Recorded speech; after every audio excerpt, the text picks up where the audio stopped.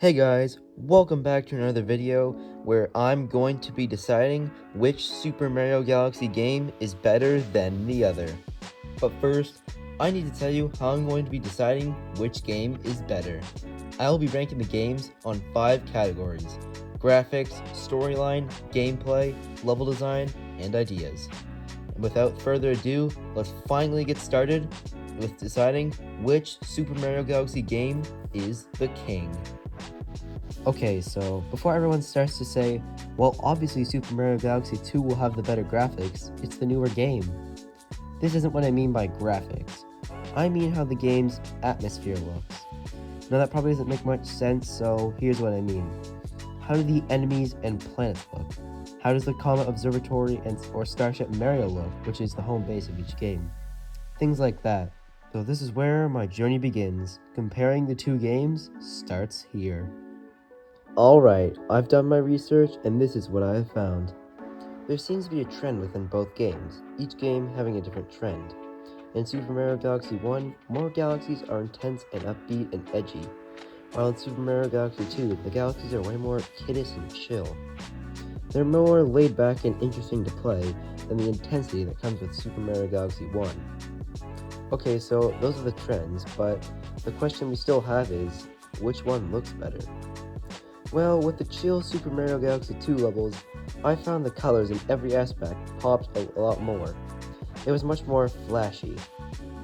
But in Super Mario Galaxy 1, everything seemed a bit darker, which I think Nintendo did purposely to give you the feeling that you were really exploring the endlessness of space. The thing is, how do we know what's better? Is a dark and less intimidating space video game better than a bright pop of color in a more vibrant and chill space video game? Well, both are really good in this category, but Super Mario Galaxy 1 is mostly dark, gloomy space with the occasional bright, vibrant galaxy, while in Super Mario Galaxy 2, it's a bit of both, but a little more vibrant colors and relaxed atmosphere. I mean, with both games, their home base represents the main atmosphere perfectly. Super Mario Galaxy 1 has the eerie Comet Observatory, and Super Mario Galaxy 2 has the bustling and colorful Starship Mario. Now, most people would probably say that they prefer vibrant and chill over eerie and mysterious, so with that data and evidence, I'd say that Super Mario Galaxy 2 gets the point in the graphics category, taking an early lead in this comparison race. Moving on to the second category in this competition, the storyline. So, if a video game has good graphics, it's probably going to need a story or a goal of the main game.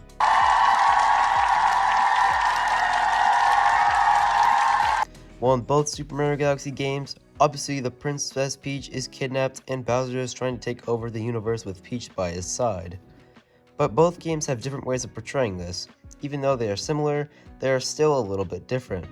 In Super Mario Galaxy 1, Mario was invited to have cake with the princess, you control Mario and run for a bit, and then find Bowser's fleet coming out of nowhere.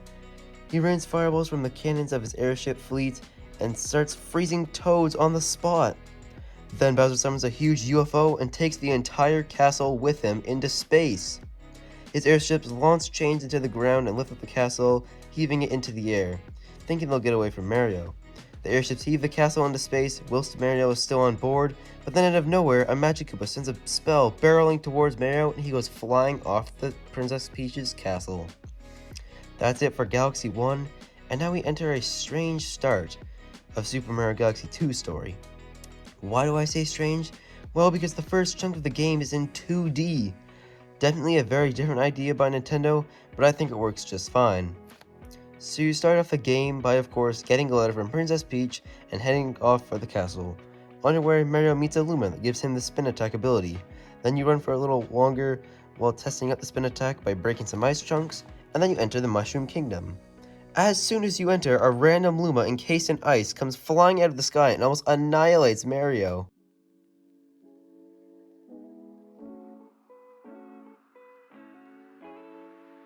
Once you free the Luma and make your way down the hill, you'll find Bowser, but he's ginormous. Mario sprints down the hill ready to stop Bowser, but he just talks to him. And then Bowser flies away and you're just like, what's going on here, guys? Where's the story at?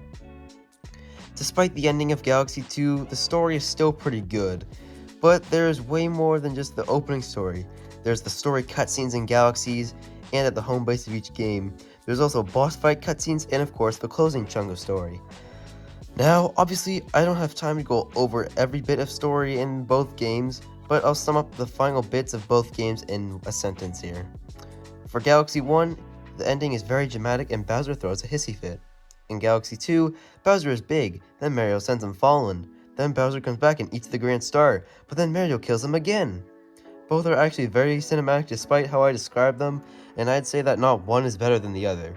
So that means with the opening bit of story each game also even, the boss cutscenes and interactive characters are going to be the deciding factor which decides what game gets a point. Well, I wasn't expecting this, but... An hour later. Okay, I've been going through the random galaxies in both games, and I've found a clear winner. In Galaxy 2 and Galaxy 1, both have very interactive NPCs, which I did expect, so that leaves the boss fight cutscenes. And there is a clear winner, Super Mario Galaxy 1. I mean, just look at how much better these clips are than, like, these. Like, what? The point goes to Super Mario Galaxy 1, and now we have ourselves a tied competition. Alright, with the two biggest factors out of the way, now we move on to an almost equally important factor, being gameplay. Gameplay can literally make or break a video game. For example, if you have a game that is beautiful and has a really fun and creative story to go along with it, and you have some great gameplay, then you're going to have a very high chance of success. But if you make a video game where the graphics were the best of the best and the story could have been written by the best authors in the world, you'd probably just have made the best video game ever. Unless the gameplay is bad. Think of it, you picked up a video game of the exact description, would you play it? Of course not, because the game controls like a potato. Thankfully, both Super Mario Galaxies control great and relatively the same. That is why the gameplay category is basically a tie. Until you realize something called power-ups. If you've ever played Galaxy 1, then you know that our boy Yoshi never appears as a character in the game. But in Galaxy 2, we actually get to control Yoshi on many levels as an actual character in levels. Now that may seem like a huge boost for Galaxy 2, I'd almost guarantee at the point, but Galaxy 1 also has something called the Red Star. Granted, it's not actually used in any of the levels, other than this bonus level, but you get to fly around the Comet Observatory for I think 30 seconds or so, which doesn't seem like much, but you can get some really crazy screenshots, and it makes traveling around the Comet Observatory so much more enjoyable and easy.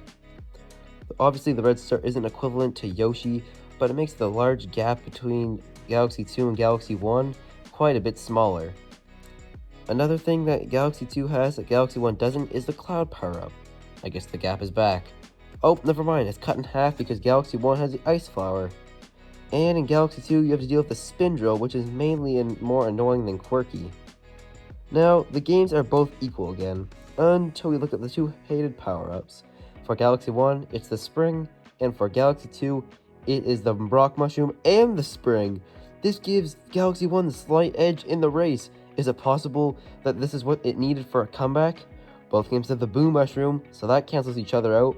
Both games have the Rainbow Mushroom, or the Rainbow Star, so that cancels each other out. So, that means with the addition of the Rock Mushroom in Super Mario Galaxy 2, it will be missing out on the opportunity to retake its lead, and Super Mario Galaxy 1 now takes the lead 2-1. Hey, that rhymed. So now with Galaxy 1 in the lead, Galaxy 2 is going to need to win this category in order to keep things interesting. So here we go. For our fourth category, we have level design.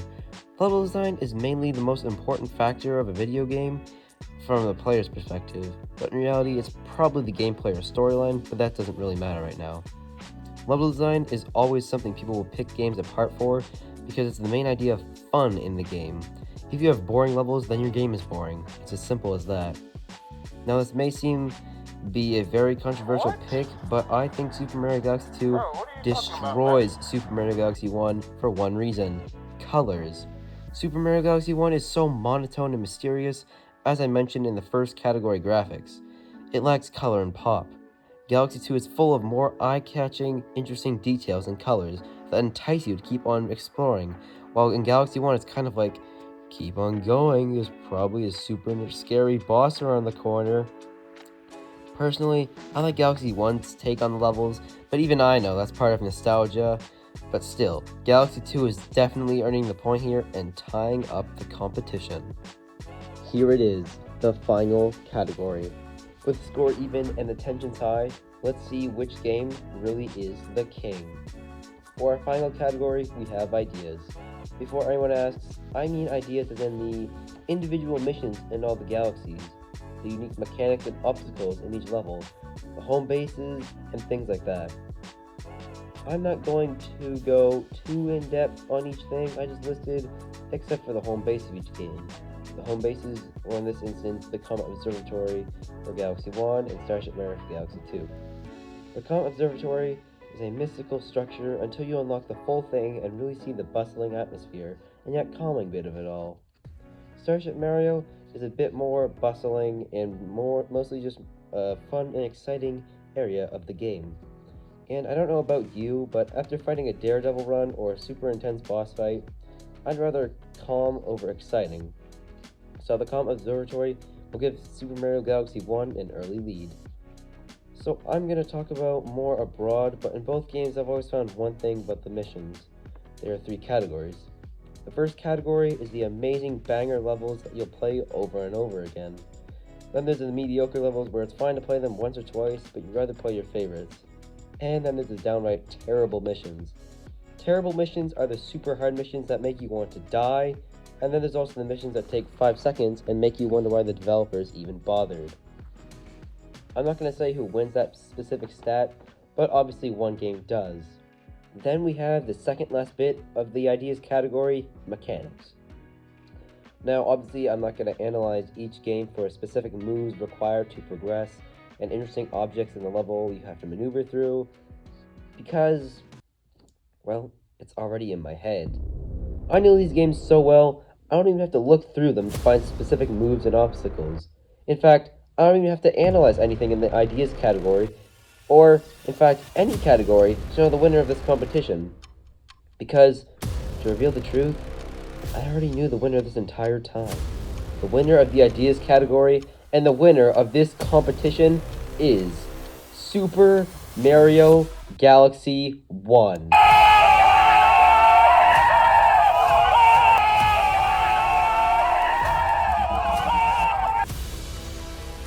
And with that, thank you all for watching. I will make sure to post a YouTube post on where you can ask questions like Galaxy 1 v Galaxy 2, and I'll happily answer your questions. Also, make sure to subscribe while you're over there, and I'll see you in the next video. Goodbye.